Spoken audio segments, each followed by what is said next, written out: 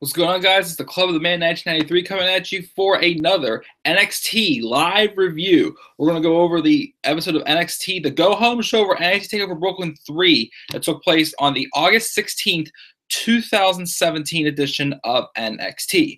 I think we got a pretty solid show tonight. In my opinion, not as good as last week's show, but it was still a really solid show tonight. It was mostly some of just recapping, promoting, matches that are going to be happening, contract signing, couple small little matches that it was solid, a solid little go-home show as well. And I'm very surprised that, well, I probably would have started this review a little bit sooner because I did catch NXT live tonight, but I was waiting for my top 10 topic show to upload. So I got to upload before I did my NXT live review.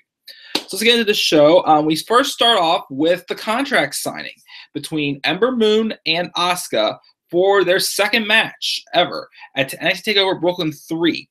Ember Moon comes out first, then Asuka comes out. Regal's just sitting there just saying, okay, we're going to make it official, sign the contract. Ember doesn't sign the contract right away. She takes the microphone just saying, how Asuka has had a very dominating reign here, and she gives her all the credit for it. She said, you even have a longer winning streak than Goldberg.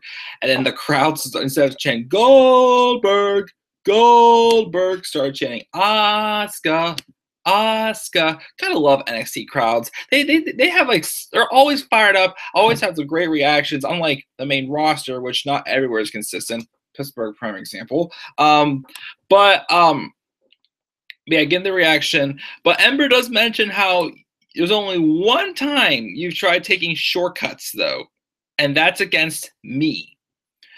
Pretty much point out, what happened at their match at NXT TakeOver Orlando, and Ember's like, I've been waiting so long to get my hands on you again, and I like this. Like, that's what I like coming out of NXT TakeOver Orlando, is it was building for better storytelling down the line. Because their match at NXT TakeOver Orlando, it was good. I liked it, but it showed the heel tactics.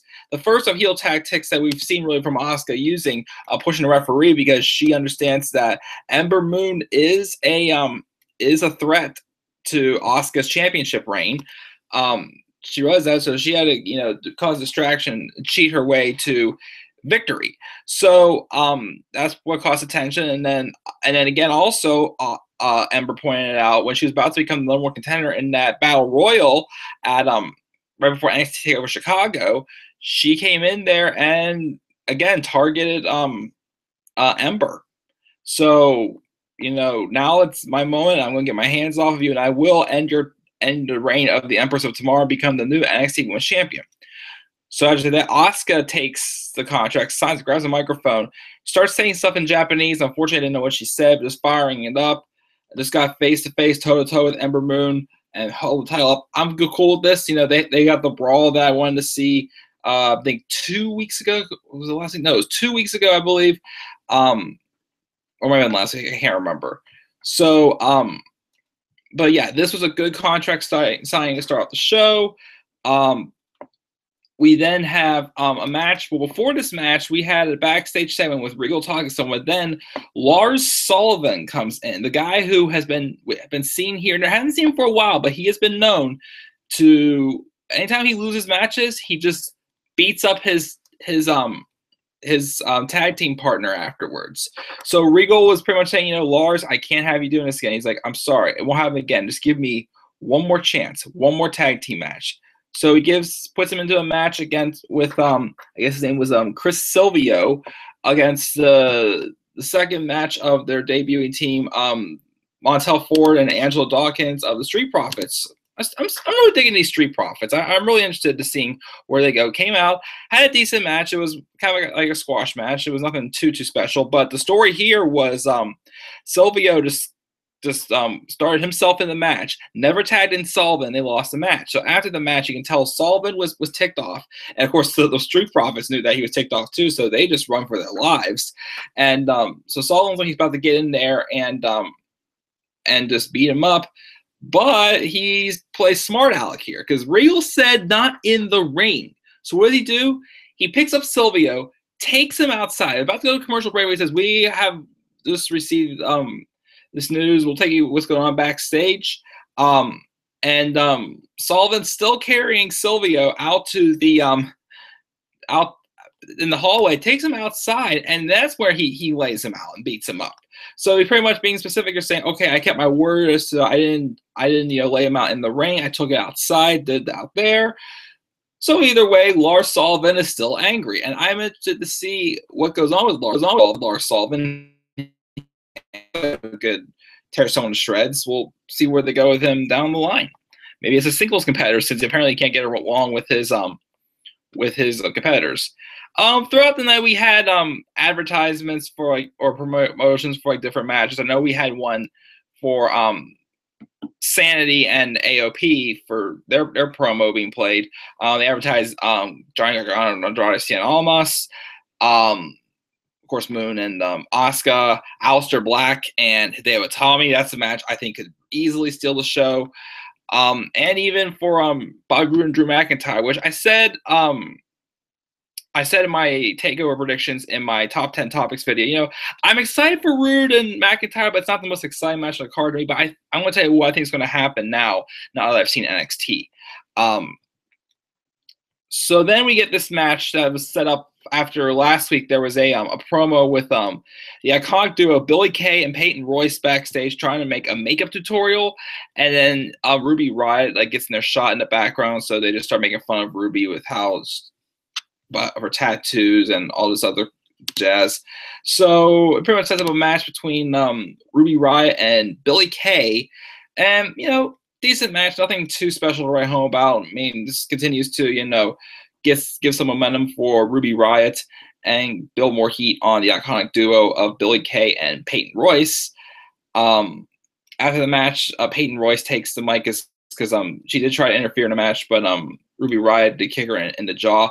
Riott won this match also with a nice little Pele kick to Billie Kay's jaw as well. Peyton pretty much says something like, "Oh, you're making fun of tattoos again, saying you'll never be iconic or whatever." So I don't know. I don't really expect too much out of that, but we'll see what happens. But just just a standard match, I guess, for NXT, but still all right. And then we had our main event. It was Roderick Strong versus Drew McIntyre. And the stipulation of this match is if Roderick Strong beat Drew McIntyre, he gets an eventual shot at Bobby Roode down the line. And the match was pretty good. It was a pretty solid main event. Seeing Roderick Strong again, getting more of a main event scene. Drew McIntyre, on his comeback tour with WWE, starting with NXT, hopefully back up on the main roster and have a better run on the main roster than he did previously before as Vince McMahon's chosen one. I keep forgetting also, Drew McIntyre is a big dude. He's 6'5", 254, go up against Roderick Strong, who's 5'10" and 200. And then there's Bobby Roode's opponent, who I keep thinking, him and McIntyre are probably about as big as each other. No, Bobby Roode is 6 feet and 230-some pounds. And then there's McIntyre, a big 6'5". He looks like a giant out there. I keep forgetting. But this was a good match, and it shows that, Roderick was, continuing to build as a babyface. Ever since NXT TakeOver TakeOver Orlando, they've been focusing a lot on us getting to know who Roderick Strong is and help develop a character. And it's turning him into one of the top baby faces on the NXT roster. And it was like he was about to somehow seal a victory over Drew McIntyre, but then out comes the champ himself, Bobby Roode, and interferes, attacks both Strong and McIntyre, causing a disqualification there. So trying to remember, I think he attacked Strong first. Technically, Strong won by disqualification. So since it was not a clean decision, I don't know if that is going to give Strong the opportunity against Bobby Roode, or I can somehow possibly see now Roderick Strong somehow getting involved in the match on Saturday night. Just my opinion. We'll see. But it just feels like, I don't mind it to be Bobby Roode and Drew McIntyre, but I feel like the story is focusing a lot more on Roderick Strong's quest for revenge on Bobby Roode. But again, good main event, good show overall from NXT. Again, not as exciting to me as it was last week, but still, it was a solid show. If I had to give a grade for this week's edition of NXT, I would give it a solid B. A B show, right in an 85% or whatever. Solid show from NXT. And so that's pretty much it, guys. Please check out my WWE Top 10 Topics show for August 2017 for the dual brand of SummerSlam, where I give talk about some topics, a couple of updates on injuries and returns and releases and whatnot, and my predictions for NXT TakeOver Brooklyn 3 and SummerSlam. Either tomorrow or Friday, I will get to doing, because I do have my lists ready, those 2 video responses to my friends Daniel Guys and Robbie One Kenobi's videos. I will do those either tomorrow or Friday. Again, check out my Raw and SmackDown reviews this week. Stay tuned for more content on my channel, as you can like and subscribe to my channel as well. Follow me on Twitter at DemandAirboy93. And yeah, so I will be live again tomorrow or Friday doing both of those videos. And then after that, we will have NXT TakeOver Brooklyn 3 and SummerSlam, which if I'm not doing any of the collaborations with my Horseman brothers, then I will gladly do a review of those on my own. So yes, that is it, guys. Thank you again for tuning in. And until then, guys, I will see you all later. Have a great night.